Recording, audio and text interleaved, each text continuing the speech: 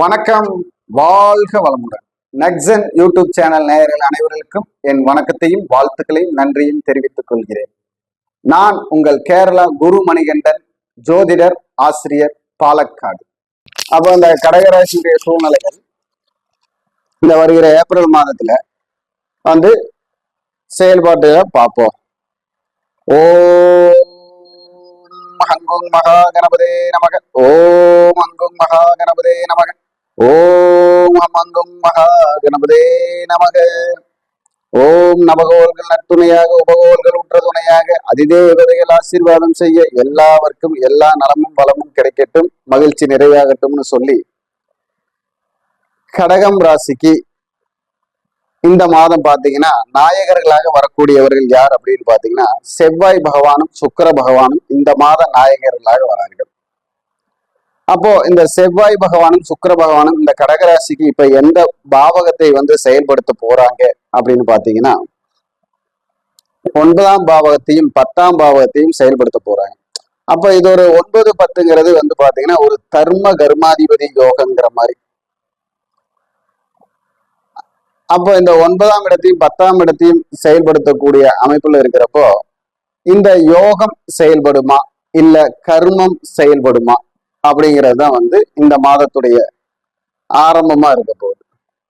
அப்போ 9ஆம் இடங்கிறது வந்து தந்தையுடைய அமைப்பு, தந்தைக்கு உண்டான பாக்கியம், தந்தையுடைய வெற்றி உங்களுக்கு செயல்படுமா. அதே மாதிரி 10ஆம் இடங்கிறது நீங்க வாங்கின புண்ணியம், கர்மா, தொழில், ஜீவனம், வாழ்க்கை, இந்த விஷயத்துல எல்லாம் ஒரு வெற்றி கிடைக்குமா அப்படின்னு பாத்துக்கிட்டீங்கன்னா இந்த வீட்டுக்குண்டான, அதாவது இந்த மேசம் வீட்டுக்குண்டான செவ்வாய் பகவான் மீனத்தில் இருக்கிறார். இது கடகத்திற்கு 9ஆம் வீடு. அப்போ அந்த இடத்துல பாத்தீங்கன்னா 9ஆம் பாவகம் 12ஆம் பாவகம் வேலை செய்யும். அப்போ இந்த 12ஆம் பாவத்துக்கு உண்டான வேலையிலையும் ஆதாயத்திலையும் தான் 9ஆம் பாவத்துக்கு உண்டான பாக்கியம் கிடைக்கும். அப்போ இந்த 12ஆம் பாவத்துக்கு உண்டான வெளியூர், வெளிநாடு, வெளி வர்த்தகம் அப்படின்னு சொல்லப்பட்ட அமைப்புல இருந்து வீண் விரயங்களை தவிர்ப்பது, நம்ம வீண் விரயங்கள் வரும், அதை தவிர்ப்பது நல்லது. தேவையில்லாத அளவு கடந்த ஆசைகளும், கடல் கடந்து போய் தொழில் செய்யக்கூடிய அமைப்பு இருக்கிறவர்களுக்கும் எல்லாத்துக்குமே வந்து பாத்தீங்கன்னா சில பிரச்சனைகள், வீண் விரயங்கள், உடல் உபாதைகள், ஆரோக்கிய பிரச்சனை, மனசங்கடம், மனசஞ்சலம் வரக்கூடிய வாய்ப்பு இருக்கு. இதனால் இந்த 9ஆம் இடங்கிற பாக்கியம் கெட்டு போற அமைப்பும் வருகிறது அப்படின்னு சொல்லுது. இந்த 9க்கு உண்டான குருவும் பாத்தீங்கன்னா இந்த கடகராசிக்கு அவர் இருக்கும் வீட்டிற்கு 12இல் போய் இருக்கிறார். கடகராசிக்கு 12இல் இருக்கிறார்.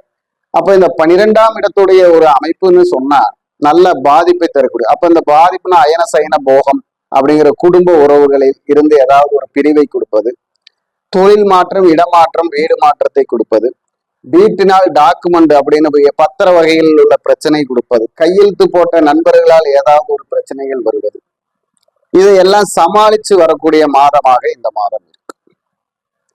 அதே மாதிரி குடும்பத்துல வந்து பாத்தீங்கன்னா சுகக்குறைவுகள் அப்படிங்கிற ஏதாவது ஒரு சுகக்குறைவு வரக்கூடிய வாய்ப்பு, தாம்பத்தியத்திலும் அந்யோன்யத்திலும் ஏதாவது ஒரு பிரச்சனைகள் வரக்கூடிய வாய்ப்பு வரும்.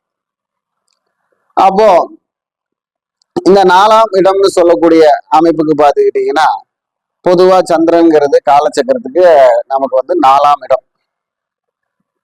அப்போ வண்டி, வாகனம், சொத்து, வீடு, வித்தை, விஷயம், இதுல எல்லாத்துலயுமே வந்து ஒரு படபடப்பும் பரபரப்பும் போராட்டமாக இருக்கக்கூடிய ஒரு மாதமாக இருக்கிறது.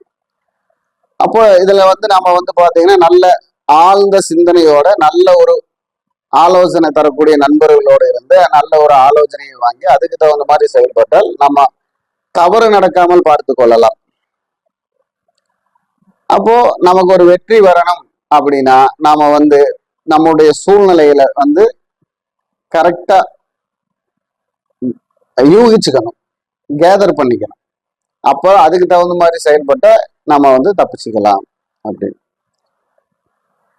இப்போ இந்த கவர்மெண்ட் பரீட்சை எழுதி வேலை வாய்ப்புக்காக காத்திருக்கிறவர்களுக்கு இது ஒரு நல்ல மாதமாக இருக்கிறது. குழந்தைகளுக்கு ஒரு நல்ல மருத்துவம் கிடைக்கிறதுக்கு ஒரு நல்ல மாதமாக இருக்கிறது. படிக்கும் மாணவ செல்வங்களுக்கு பரீட்சையில் மதிப்பெண் கிடைப்பதற்கு ஒரு நல்ல மாதமாக இருக்கிறது. அதே போல வீட்டிற்கு தேவையான பொருட்கள் வாங்குவதில் இது ஒரு நல்ல மாதமாக இருக்கிறது. அதாவது இப்ப நம்ம வீட்டுக்கு தேவையான சொகுசு பொருட்கள், ஃப்ரிட்ஜு, ஏசி, வாஷிங் மிஷின், அதே மாதிரி table, dining table, computer table, cellphone, இதெல்லாம் புதுசா ஏதாவது வாங்கக்கூடிய வாய்ப்பு இந்த கடகராசிக்கு செயல்பட போகுது. அப்போ இந்த கடகராசிக்கு உண்டான வழிபாடு அப்படின்னு எடுத்துக்கிட்டோம்னா, நம்ம என்ன வழிபாடுன்னா திருவாரூர் தியாகராஜ கோவில் வழிபாடு சிறப்பை தரும். தியாகராஜர் கோவில் வழிபாடு சிறப்பை தரும். தியாகராஜ பாகவதர் உடைய இசையை கேட்பதும் நல்ல ஒரு வலிமையை தரும், மன அமைதியை தரும். அதே மாதிரி ஆறு, கடல் இந்த மாதிரி இடத்துல குளித்து வருதல் நல்ல ஒரு வெற்றியை தருகிறது. உங்களுடைய ராசியான தேதிகள் அப்படின்னு எடுத்துக்கிட்டோம்னா, உங்களுக்கு 5ஆம் தேதி கூட்டு எண்ணிக்கை வருவதும் 7ஆம் தேதி கூட்டு எண்ணிக்கை வருவதும் உங்களுக்கு ஒரு நல்ல செயல்பாட்டையும் முயற்சியும் தருகிறது.